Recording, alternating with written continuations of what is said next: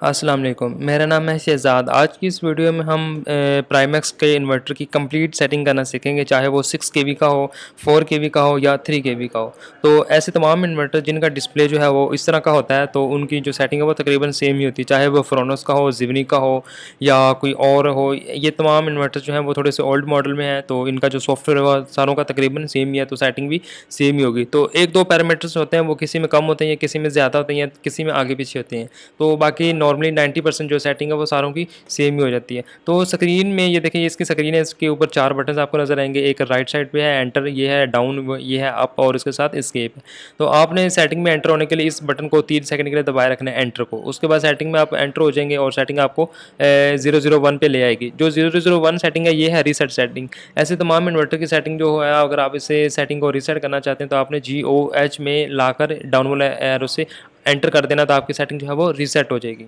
उसके बाद setting number 1 है, ये है आपकी आउटपुट सोर्स प्रायोरिटी, यानी कि आपने आउटपुट में पहले सोलर चलाना है या यूटिलिटी चलानी है या बैटरी यूज़ करनी है, तो आप उस मर्ज़ी से कर सकते हैं। यूएसबी ये बाय डिफ़ॉल्ट सेटिंग आती है, तो आप इसे पहले यूटिलिटी यूज़ होगी, फिर सोलर होगा, फिर बैटरी होगी। चूँकि ये चाइना के इन्वर्टर्स हैं, तो चाइना ने अपनी प्रायोरिटी यूएसबी रखी होती है, ताकि उनमें जो ग्रिड फीडिंग के जो उनको रेवेन्यू मिलता है वो उनका ज़्यादा मिलता है, इसलिए उन्होंने यूएसबी रखी हुई है। तो पाकिस्तान में आप एसयूबी या एसईयू दोनों में से कोई एक रख सकते हैं, ताकि आपका बिल भी बचे और आपकी जो बैटरी है वो भी यूज़ हो और बैकअप भी आपको मिलता रहे। उसके बाद सेटिंग नंबर आपने डाउन वाला बटन दबाना है, ये वाला बटन आपने दबाना, तो आप सेटिंग में आगे चले जाएँगे, वो सेटिंग होगी आपकी सेटिंग नंबर 2।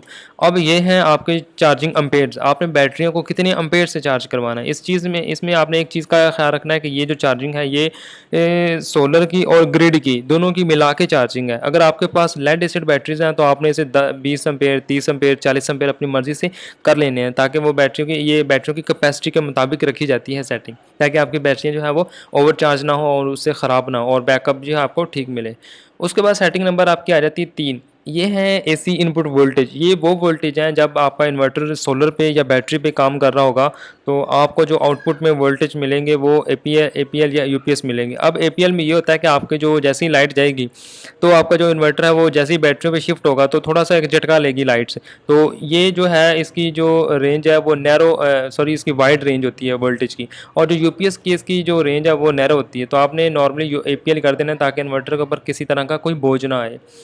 उसके बाद आपकी सेटिंग नंबर 5 है, ये है बैटरी टाइप की। चूँकि इस इन्वर्टर के अंदर लिथियम आयन की ऑप्शन सॉफ्टवेयर में है, लेकिन हार्डवेयर नहीं लगा हुआ, तो लिहाज़ा आप इसे लिथियम आयन का कोई फ़ायदा नहीं होगा, आप लिथियम आयन इसे यूज़ नहीं कर सकते। तो आपने इसे एजीएम, फ्लडेड अपनी मर्ज़ी से यूएससी कर सकते हैं। एजीएम जो है वो ड्राई बैटरी को कहते हैं, फ्लडेड जो है वो पानी वाली बैटरीज़ को कहते हैं, लेड एसिड जो टॉल ट्यूबुलर है, और यूएससी जो यूज़र डिफाइन आप अपनी मर्ज़ी से सेट कर सकते हैं। अगर आप यूएससी करेंगे तो आप 26, 27 और 42 नंबर पैरामीटर्स को अपनी मर्ज़ी से चेंज कर सकते हैं, अदरवाइज़ वो चेंज नहीं होंगे। तो नॉर्मली हम लोग यूज़र डिफाइंड रखते हैं, अगर आपने लेड एसिड बैटरी रखी हुई है तो। उसके बाद सेटिंग नंबर 6 है, ये ऑटो रीस्टार्ट ओवरलोड अकर्स। आपका इन्वर्टर जैसे ही यानी कि ओवरलोड होगा तो वो ऑटोमेटिकली रीस्टार्ट होगा। आपने इसे डिसेबल कर देना है, ताकि इन्वर्टर बार-बार रीस्टार्ट ना होता रहे और फॉल्ट कंडीशन में ना आए और इन्वर्टर को कोई डैमेज भी ना हो। उसके बाद सेटिंग नंबर 7 है, ये है auto restart when over temperature occur. अगर आपने इन्वर्टर ऐसी जगह पे लगाया है जहाँ पे टेम्परेचर ही बहुत ज़्यादा है, जैसे कि ममटी होगी या जैसे कि एग्जॉस्ट वाली जगह होगी जहाँ पे हीट ज़्यादा होती है, किचन हो गया, तो वहाँ पे आपने इन्वर्टर को वहाँ पे नहीं लगाना। आपने इन्वर्टर को ऐसी जगह पे लगाना है जहाँ पे हीट कम होती है। उसके बाद आउटपुट फ्रीक्वेंसी है, पाकिस्तान में आउटपुट फ्रीक्वेंसी 50 हर्ट्ज़ रखी जाती है। ये वो फ्रीक्वेंसी है जब इन्वर्टर सोलर या बैटरी मोड पे काम कर रहा होगा। अगर आप इन्वर्टर जो है ग्रिड पे चल रहा है, तो ग्रिड की फ्रीक्वेंसी वो ही आउटपुट की फ्रीक्वेंसी होगी जो ग्रिड से आ रही होगी, तो आपने इसे 50 हर्ट्ज़ ही रखना है। अगर 60 करेंगे तो आपकी मोटरें वगैरह ख़राब हो जाएंगी। उसके बाद सेटिंग नंबर 10 है, ये आउटपुट वोल्टेज है। अमूमन पाकिस्तान में जो ग्रिड के वोल्टेज हैं वो 220 वोल्टेज होती हैं, और अगर आपने इन्वर्टर से वोल्टेज लेना है तो वो हमेशा 230 रखनी है, क्योंकि जो ये डीसी से एसी कन्वर्जन कर रहा है, तो इसमें पावर फैक्टर और लॉस होता है, तो इसलिए हमेशा वोल्टेज थोड़े से ज़्यादा रखे जाते हैं, ताकि जो लॉस है और एफिशिएंसी है वो पूरी मिले, ताकि हमारी चीज़ें जो हैं वो सही मिले। अगर आप 240 कर देंगे तो आपकी जो चीज़ें हैं वो सही चलेंगी, बस थोड़ा सा उनकी स्पीड तेज़ हो जाएगी, जैसे कि पंखा, लाइट वगैरह और मोटर वगैरह। और 220 रखेंगे तो वो थोड़ी सी स्लो चलेंगी, तो इसलिए आपने बाय डिफ़ॉल्ट 230 या 240 अपने लिहाज से रख लेना है, जो आपको दोनों में से सही लगे। उसके बाद सेटिंग नंबर 11 है, ये है मैक्सिमम यूटिलिटी चार्जिंग करंट, यानी कि आपने जो ग्रिड से बैटरियों को चार्ज करवाना है वो कितने एम्पेयर पे करवाना है, तो वो आप अपनी मर्ज़ी से कर सकते हैं। अमूमन अगर आपने बिजली की बचत करनी है तो आप इसे 2 एम्पेयर 10 एम्पेयर रखें और इसमें आपको बैकअप भी अच्छा मिलेगा। बाय डिफ़ॉल्ट सेटिंग जो है वो बहुत ज़्यादा आती है, 30 एम्पेयर आती है, तो इसमें आपको बिल ज़्यादा आएगा। आपने इसे अपनी मर्ज़ी से चेंज कर लेना है बैटरी की टाइप के मुताबिक। उसके बाद सेटिंग नंबर 12 है, ये वो वोल्टेज हैं जिस वोल्ट पे आपका इन्वर्टर अगर एसबीयू मोड, जो कि सेटिंग नंबर 1 में था, अगर आपका इन्वर्टर एसबीयू मोड में काम कर रहा है तो जैसे ही ये 12 नंबर के वोल्टेज रीच होंगे, पहुँचेंगे, तो आपका इन्वर्टर ऑटोमेटिकली ग्रिड के ऊपर शिफ्ट हो जाएगा। तो अमूमन ये 48 ही रखे जाते हैं या 49 रखे जाते हैं, ताकि आपको बैटरियों का बैकअप पूरा मिले और आपका जो इन्वर्टर है वो शाम टाइम ग्रिड के ऊपर ऑटोमेटिकली शिफ्ट हो जाए। उसके बाद अगर आपने एसबीयू मोड रखा हुआ है तो आपकी जो 13 नंबर सेटिंग है वो आपकी वो वोल्टेज है जब आपका इन्वर्टर जब बैटरियों को उस वोल्टेज पे जैसे ही लेके जाएगा तो ऑटोमेटिकली बैटरियाँ दोबारा ड्रेन होना शुरू हो जाएंगी। तो आपने इसे अपनी मर्ज़ी से 56 या जैसे भी आप अपनी मर्ज़ी से रख सकते हैं। ये आपने सारी चीज़ें अपनी बैटरी के मुताबिक रखनी है जो आपने बैटरी को नोटिस किया होगा। अगर लिथियम आयन है तो वो परसेंटेज में, अगर दूसरा है तो आपने वोल्टेज उसके सेट कर लेने हैं।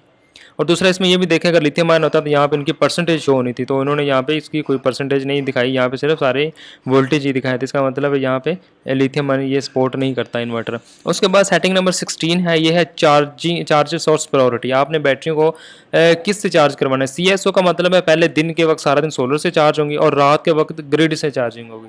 और SNU का मतलब है ग्रिड और सोलर दोनों मिला के चार्जिंग करेंगे, यानी कि 50% और 50%। और उसके बाद सेटिंग नंबर 16 है, ये है OSO, ओनली सोलर। कुछ लोग OSO करते ताकि बिजली का बिल कम आए, तो इसमें ये होगा कि आपकी डुअल आउटपुट है वो सही काम नहीं करेगी। आपने इसे CSO ही कर लेना है ताकि आपकी डुअल आउटपुट ही सही काम करे और बैटरियाँ जो है वो भी नॉर्मली चार्जिंग होती रहे और बैटरियाँ जो है वो अच्छा बैकअप दें। उसके बाद सेटिंग नंबर 18 है, ये है अलार्म कंट्रोल। अगर आपने इन्वर्टर के अंदर कोई अलार्म लगाना है, ये मतलब कि जैसे कोई ग्रिड आएगी या कोई बीप होगी तो वो आप इसे ऑन ऑफ कर सकते हैं। अगर ऑन करेंगे तो शोर करता रहेगा, ये बीप आएगी, और ऑफ कर देंगे तो वो हो जाएगा ऑफ। उसके बाद सेटिंग नंबर 19 है, ये auto return to default display screen. यानी कि आप सेटिंग की आगे पीछे करते रहेंगे ना तो कुछ ही देर बाद ऑटोमेटिकली वो डिफ़ॉल्ट पेज पे आ जाएगा जो कंपनी वालों ने सेट किया होगा। तो इसे आप अपनी मर्ज़ी से कर सकते हैं, करना भी चाहें तो ना भी करना चाहिए, इससे कोई फ़र्क नहीं पड़ने वाला इन्वर्टर को। उसके बाद सेटिंग नंबर 20 है, ये है बैकलाइट कंट्रोल। अगर आपकी स्क्रीन जो जिसके अंदर से लाइटें आ रही हैं ना स्क्रीन के अंदर से, ये आप लाइट इनेबल या डिसेबल करा सकते हैं। अगर ऑन कर रखेंगे तो अंदर वाली स्क्रीन जलती रहेगी, अगर ऑफ कर देंगे तो कोई 1-2 मिनट के बाद स्क्रीन आपकी बंद हो जाएगी। उसके बाद सेटिंग नंबर 22 है, यह beeps while primary source is interrupted. यानी कि जैसे ही आपने SUB या SBU रखा हुआ तो लाइट जाएगी, या कि सोलर आएगा या बैटरी जाएगी तो बैटरी आएगी, तो ये आपकी बीप होगी, अलार्म होगा, आप इसे इनेबल या डिसेबल कर सकते हैं। उसके बाद सेटिंग नंबर 23 है, ये ओवरलोड बाईपास। अगर आपका इन्वर्टर SBU मोड यानी कि बैटरी मोड पे काम कर रहा है, जैसे ही बैटरी के ऊपर ओवरलोड आएगा तो वो ऑटोमेटिकली ग्रिड के ऊपर शिफ्ट हो जाएगा। तो आपने इसे इनेबल या डिसेबल अपनी मर्जी से कर सकते हैं। नॉर्मली अगर आपने SBU रखा हुआ तो इसे इनेबल ही किया जाता है। उसके बाद सेटिंग नंबर 25 है, ये है रिकॉर्ड फॉल्ट कोड। अगर आपने इन्वर्टर के अंदर कोई फॉल्ट आ जाता है तो आपने इसे रिकॉर्ड रखने के लिए इनेबल कर लेना है, ये बाय डिफ़ॉल्ट इनेबल ही होता है। उसके बाद है बल्क चार्जिंग वोल्टेज। अब ये वो वोल्टेज है जिस वोल्ट पे आपने बैटरियों को चार्ज करवाना है। बैटरियाँ चूँकि 48 वोल्ट की होती हैं तो आपने 48 वोल्ट से ज़्यादा देनी होती हैं ताकि आपकी बैटरियाँ प्रॉपर्ली चार्ज हों। तो ये बहुत ज़्यादा नहीं रखे जाते, आपने इसे अपनी बैटरी की कैपेसिटी और बैटरी के देख के रखना होता है। चूँकि ये लेड एसिड के केस में आपने इसे अपने इस 56.4 या 56.0 कुछ बैटरीज में डिफरेंट होते हैं, तो आपने अपनी मर्जी से इसको रख लेना है नॉर्मली। और ये सेटिंग उस वक्त काम करेगी जब आपने सेटिंग नंबर 5 में USE रखा होगा। उसके बाद सेटिंग नंबर 27 है, यह है फ्लोट वोल्टेज। अब ये वो वोल्टेज जिस वोल्ट पे आपका इन्वर्टर जो बैटरियों को फुल करने के बाद एक लेवल पे मेंटेन कर लेगा और कुछ 1 या 2 एम्पीयर थोड़ा थोड़ा करंट देता रहेगा ताकि आपकी बैटरियों का लेवल है वो मेंटेन रहे। क्योंकि ये लेड एसिड जो बैटरियाँ ये पड़ी पड़ी ये अपना करंट ज़ाया करती रहती हैं और उसको बचाने के लिए जो इन्वर्टर है वो इसको चेंज करता रहता है। उसके बाद सेटिंग नंबर 29 है, ये है लो DC कट ऑफ वोल्टेज। यानी कि बैटरियाँ किस वोल्टेज पे जाके पहुँचे तो आपका जो DC है वो कट ऑफ हो जाए। तो वो अमूमन 24 वोल्ट की बैटरियों में 21 रखा जाता है और 48 वोल्ट में 40.0 रखा जाता है। तो आप इसे अपनी मर्ज़ी से रख सकते हैं और इसको आपने ये कम नहीं होगा, इतना ही रखा जाता है 40 यानी कि 40 या 21 उसके 24 के केस में। उसके बाद सेटिंग नंबर 30 है, ये है बैटरी इक्वलाइजेशन। अब 30, 31, 32, 33, 34, 35, 36 ये 6 सेटिंग जो है ये बैटरी इक्वलाइजेशन की है। अब बैटरी इक्वलाइजेशन ये होता है कि आपकी बैटरियाँ पुरानी हो चुकी हैं लेड एसिड, तो उसको आपने लेवल मेंटेन करना है, या आपने एसिड डलवाया या वाटर डलवाया तो आपने उसका जो उसको इक्वलाइजेशन कुछ दिनों के लिए इनेबल कर देनी है, तो ताकि आपकी बैटरी का जो लेवल है सेल है उनकी वोल्टेज जो है वो इक्वल हो जाए। उसके बाद अगर आपकी बैटरियाँ न्यू हैं तो आपने इसको डिसेबल ही रखना, आपने इसको इनेबल नहीं करना। और जब बैटरी ख़राब हो जाए तो बैटरियाँ इस सेटिंग से रिपेयर भी हो सकती हैं। उसके बाद सेटिंग नंबर 37 है ये ग्रिड टाई ऑपरेशन, यानी कि आपने इन्वर्टर को ऑन ग्रिड ऑफ ग्रिड में रखना है, यानी कि आपने इन्वर्टर से ग्रिड फीडिंग करवानी है। ग्रीन मीटर लगवाया है तो ये इन्वर्टर के अंदर ये भी ऑप्शन है कि आप इसे ग्रिड को फीड भी कर सकते हैं, ग्रिड को आपने बिजली वापस भी भेज सकते हैं उनको।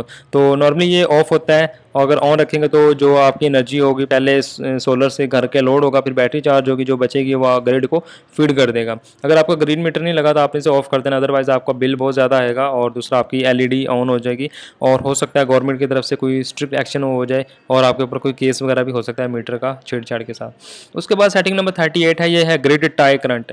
ये अब ग्रिड का जो आपने चार्जिंग एम्पेयर आपने रखने हैं ग्रिड के, यानी कि ग्रिड को आपने कितने एम्पेयर देने हैं।